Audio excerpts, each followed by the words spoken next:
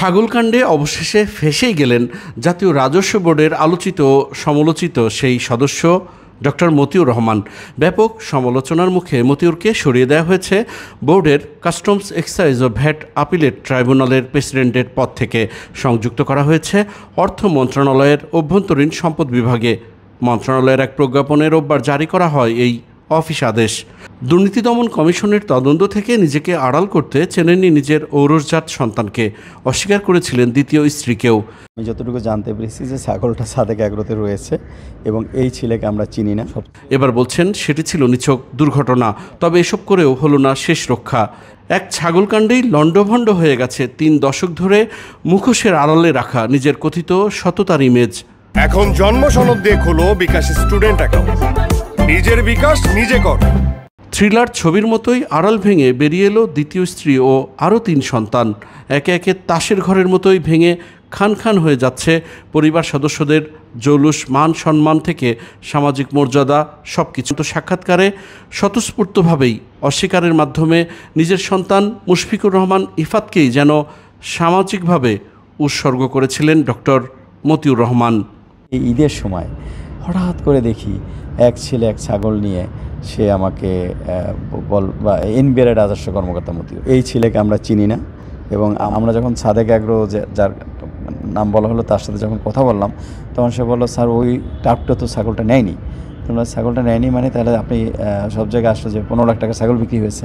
বলে যে না, সে 1 লাখ টাকা নিয়ে একটা ছবি তুলছে, ছবি তুলে তারপরে সে নিজেই ভাইরাল হয়েছে, ভাইরাল হয়ে এরপরে ছাগল রেখে চলে গেছে। আমাদের পুরা ঈদটা কি এই ট্রোল করে একটা বিষিয়ে তুলেছে। মা, আপনার স্ত্রী, এইসব বিষয় আসলে আপনার বক্তব্য কি? এটা হচ্ছে যে একজন মানুষের মান সম্মান নষ্ট করার জন্য যেভাবে অপপ্রচার করা হয়, সেই অপপ্রচারের একটা কৌশল, একটা রূপকথার গল্পের মতো জিনিসটা হয়েছে। তা আমি এইটাকে নিয়ে সিরিয়াসলি চিন্তা করছি এবং এটা আমি অলরেডি আমার বিশেষজ্ঞদের সাথে কথা বলেছি। তারা সুনির্দিষ্টকরণ করে তারপরে আমরা এটা সাইবার ক্রাইমে যে ধরনের পদক্ষেপ নেওয়া যায় আমরা সে ধরনের পদক্ষেপ নিব। মতিউরের এই সাক্ষাৎকার প্রচারের পরপরই তোলপাড় সৃষ্টি হয় দেশে বিদেশে। অন্তর্জালে বের হয়ে আসতে থাকে প্রকাশ্যে ও আড়ালে থাকা 2 পরিবারের সন্তানদের বিলাসবহুল জীবনযাপন ও সম্পদের পাহাড়। বেকায়দায় পড়ে এনটিভি থেকে সেই সাক্ষাৎকারও সরিয়ে ফেলতে অনুরোধ জানাতে থাকেন মতিউর। এখান থেকে যদি ভাই লিংকটা তুলে দেন অন্য জায়গায় ওপেন হবে না। কোনটা? মানে লিংকটা ডিলিট করে দিলে না, আমি সেটা বলছি না, এটা তো কপি হয়ে গেছে। আমি আপনাকে এখনো বলি, আই হ্যাভ নো রিলেশন। হইতে পারে অ্যাক্সিডেন্ট হয়েছে। এদিকে রাজস্ব বোর্ডের পর এবার রাষ্ট্র মালিকানাধীন সোনালী ব্যাংক পিএলসির পরিচালকের পদ থেকেও মতিউরকে অপসারণের প্রক্রিয়া শুরু হয়েছে। অর্থ মন্ত্রণালয়ের আর্থিক প্রতিষ্ঠান বিভাগ ও সোনালী ব্যাংক বিষয়টি নিশ্চিত করেছে। সূত্রমতে রোববার সকালে অনুষ্ঠিত হয় ব্যাংকটির পরিচালনা পর্ষদের বৈঠক। পর্ষদ চেয়ারম্যান জিয়াউল হাসান সিদ্দিকীর সভাপতিত্বে মতিউর যাতে ওই সভায় উপস্থিত থাকতে না পারেন সে বিষয়ে আগেই তাকে মৌখিকভাবে জানিয়ে দেওয়া হয় বলেও জানিয়েছে সূত্রটি। তাদের মতে মতিউরকে সোনালী ব্যাংক থেকে অপসারণের বিষয়েও চলতি সপ্তাহের মধ্যে আরেকটি প্রজ্ঞাপন জারির পথেই হাঁটছে পরিচালনা পর্ষদ। আর আমরা যেহেতু সরকারের লোক এবং সরকারের সাথে আছি এবং আমরা বিশ্বাস করি যে একজন লোকের ভালো মন্দ বিচার করার দায়িত্ব থাকে কে, তার অফিসের স্টাফ, আর থাকে সে যাদের নিয়ে কাজ করে তারা। আপনারা যদি 1 টাকার দুর্নীতি কোথাও বের করতে পারেন যে মতিউর রহমান কাস্টমস অফিসকে কমিশনারের দায়িত্ব পালন করাকালীন 1টি টাকার দুর্নীতি করেছে, তাহলে যা বলবেন আমি মেনে নেব। আপনি যদি একজন ব্যবসায়ী পান যে বলবে যে মতিউর রহমান আমার সাথে দুর্নীতি করে এই কাজটা করেছে, তাহলে সেটাও আপনি নিউজ করতে পারেন।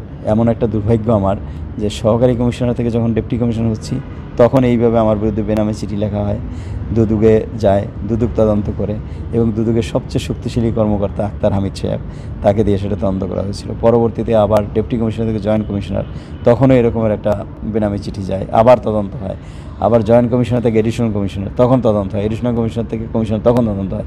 এখন আবার আমি মেম্বার হচ্ছি, এখন আবার এভাবে নানাভাবে মানহানির চেষ্টা হচ্ছে। তো আপনারা দোয়া করবেন আল্লাহ যাতে এই সকল ষড়যন্ত্র মোকাবিলা করে সরকারের সঠিক দায়িত্ব পালন করার সুযোগ দেন। মতিউর নিজের সততা নিয়ে এভাবে সাফাই গাইলেও এবারও পঞ্চম দফায় তারও পরিবারের সদস্যদের জ্ঞাত আয় বহির্ভূত সম্পদের সন্ধানে নেমেছে দুর্নীতি দমন কমিশন। এর আওতায় দুই পরিবারের সদস্য ছাড়াও যুবদল করে আসা মতিউরের ভাই গাজীপুরের টঙ্গীতে SK trim and industries limited নামের গার্মেন্টস সরঞ্জাম তৈরি ও সরবরাহকারী প্রতিষ্ঠানের sponsor director M A Quayum হাওলাদারের সম্পদ অনুসন্ধানে কাজ শুরু করেছে দুর্নীতি দমন কমিশন।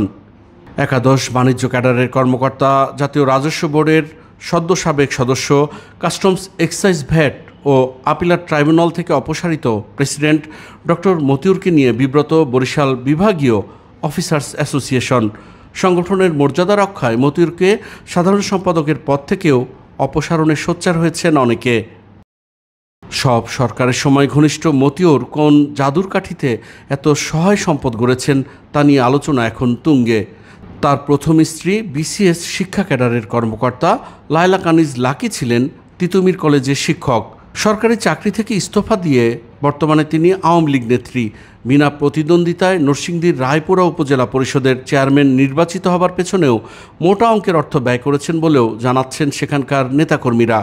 ছাগলকাণ্ডের পর নিজের অফিসেও যাচ্ছেন না লায়লা কানিজ লাকি। কানাডা, মালয়েশিয়া, দুবাই সহ বিশ্বের বিভিন্ন দেশে মোটা অঙ্কের অর্থ পাচার ও স্বজনদের সেখানে পাঠিয়ে বিলাসবহুল জীবনযাপনের অর্থের উৎস নিয়েও তদন্ত চলছে বলে জানিয়েছে দুর্নীতি দমন কমিশন। Jahidur Rahman, NTV news, Dhaka.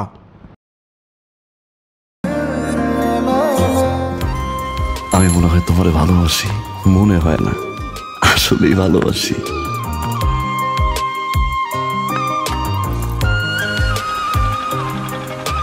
আপনি যে আমাকে ভালোবাসেন আমি টের পাই।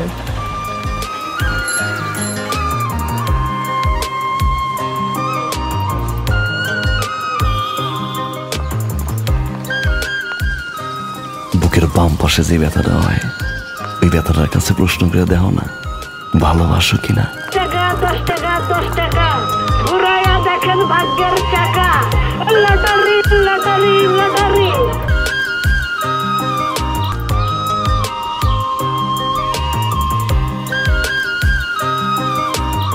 আপনি না চোখের যন্ত্রণা বুঝতে পারেন, বুঝে নেন।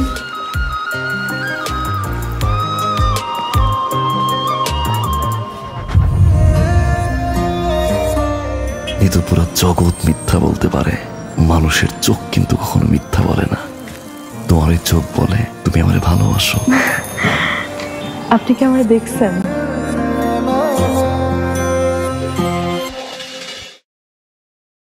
এখন জন্ম সনদ দিয়ে খোলো বিকাশ স্টুডেন্ট অ্যাকাউন্ট। নিজের বিকাশ নিজে কর।